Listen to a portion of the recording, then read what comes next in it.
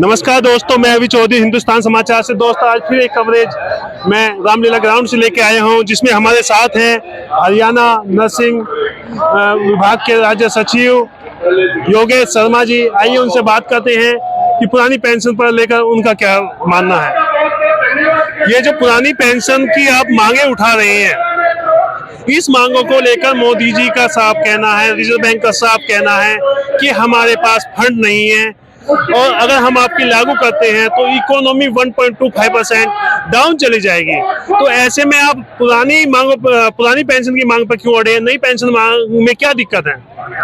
देखो, मैं आप सभी को बताना चाहूँगा कि न्यू पेंशन स्कीम के अंदर कि कर्मचारी पूरी जिंदगी भर अपना अंशदान योगदान देता है, लेकिन लास्ट में उसको मिलता क्या है? जो एक सम्मान निधि है, बुढ़ापा पेंशन जो मिलती है, उससे भी कम, उसको डोनेशन देने के बाद भी उसको उससे कम पैसा मिलता है। अगर हम बात करते हैं फंड की, पश्चिम बंगाल हमारे देश में एक ऐसा राज्य है जिसने कभी पुरानी पेंशन बंद की ही नहीं। क्या पश्चिम बंगाल कंगाल हो गए? उसके बाद हमारे और भी बहुत सारे ऐसे स्टेट्स हैं जिन्होंने पुरानी पेंशन को रिस्टोर कर दिया है। क्या उनके पास किसी फंड की कमी आई या उन्होंने अपना कैलकुलेशन नहीं लगा के देखा होगा? ये सब कहने की बात है कि हमारे पास फंड की कमी है। चलिए एक कदम आगे बढ़ के देखते हैं। अगर फंड की कमी है तो नेता अपनी पेंशन छोड़ दे, फंड और हो जाएगा देश के पास, उनमें उसको क्या दिक्कत है? जब कर्मचारी पेंशन छोड़ सकते हैं तो नेता पेंशन क्यों नहीं छोड़ सकते? कर्मचारी तो अपनी एक पेंशन की मांग कर रहे हैं, नेता तो 4 से 5 पेंशन लेने के हकदार बने बैठे हैं। अगर पुरानी पेंशन कमी थी, नई पेंशन अगर अच्छी है तो नेता एक बार नई पेंशन लेकर के देखे और अपना जीवन यापन करके दिखाए हमें भी जरा एक बार, फिर हम देखते हैं। और मैं फिर से आह्वान करता हूं, इस बार होगा वोट फॉर ओपीएस, कंप्लीटली होगा इस बार vote for OPS. Ramlila ground का इतिहास रहा था कि अन्ना हजारे के टाइम में ये ग्राउंड भर दिया गया था, लेकिन आज अगर भीड़ देखी जाए तो उससे भी कई गुनी ज्यादा है। तो कर्मचारी, और ये भी वो भीड़ है, ये अनपढ़ भीड़ नहीं है, ये पढ़े लिखों की भीड़ है। तो 2024 के चुनाव में ये भीड़, मैं ये कहूँ कि इंडिया की तरफ जाएगी या एनडीए की तरफ जाएगी? ये भीड़ इस बार जो वोट होगा, पहली बात हम इसको भीड़ ना बोलें, ये हमारी देश की जनता है, ठीक है। और इस बार जो वोट होगा वो कम्प्लीटली ओपीएस के लिए वोट होगा।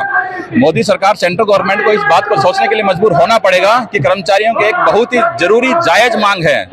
क्यों? क्योंकि अगर जायज नहीं है तो तुम सब क्यों लेके बैठे हो? ये कर्मचारियों की एक पूर्ण रूप से जायज मांग है, जो कि लगभग 1 जनवरी 2004 में सेंट्रल गवर्नमेंट ने पेंशन बंद की थी। इसको लगभग 19 साल पूरे हो चुके हैं और ये 19 साल से कर्मचारियों की मांग चली हुई आ रही है कि हमें सिर्फ और सिर्फ एक पुरानी पेंशन चाहिए। सेंट्रल गवर्नमेंट कहती है कि हम नई पेंशन के अंदर थोड़ा बदलाव कर देंगे। अरे बदलाव की क्या जरूरत है? पुरानी पेंशन लेके आने में क्या दिक्कत है? अगर कई स्टेट्स ने पुरानी पेंशन को शुरू कर दिया तो आप लोगों को क्या दिक्कत है पुरानी पेंशन को शुरू करने में? अगर मोदी जी आपकी मांगे नहीं मानते इस आंदोलन से, तो अगला स्टेप आप लोगों का क्या होगा? देखिए पत्रकार महोदय, पहले तो धन्यवाद आपका बहुत बहुत। ये रामलीला का मैदान देखिए आप, मुझे नहीं लगता दिल्ली के अंदर आज कहीं भी पैर रखने की जगह है।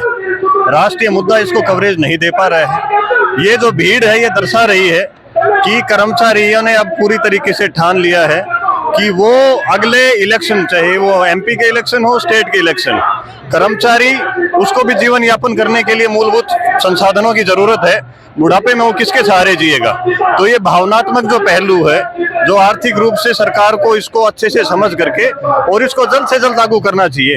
मैं हमारे कैमरामैन महोदय से भी निवेदन करूंगा, एक बार भीड़ दिखाएं आप पूरे मैदान के अंदर, किस तरीके से लोग देश के अलग अलग कोने से यहाँ पर इकट्ठा हुए हैं, सिर्फ और सिर्फ ओपीएस के लिए यहाँ पे इकट्ठा हुए हैं। इससे संबंधित में एक सवाल और आपसे अलग से पूछना चाहूंगा कि जिस तरीके से आज रामलीला ग्राउंड भरा है और मतलब रिकॉर्ड तोड़ भीड़ कहीं ना कहीं आई है, लेकिन फिर भी नेशनल जो मीडिया है हमारी, जो भारत का चौथा स्तंभ मुख्य तौर पे कहा जाता है, वो नजारा सी दिख रही है।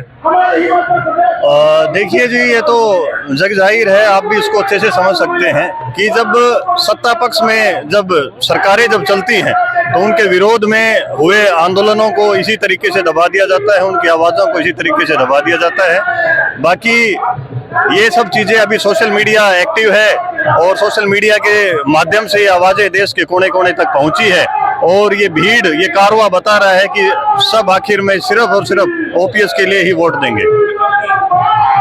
ओपीएस नहीं तो?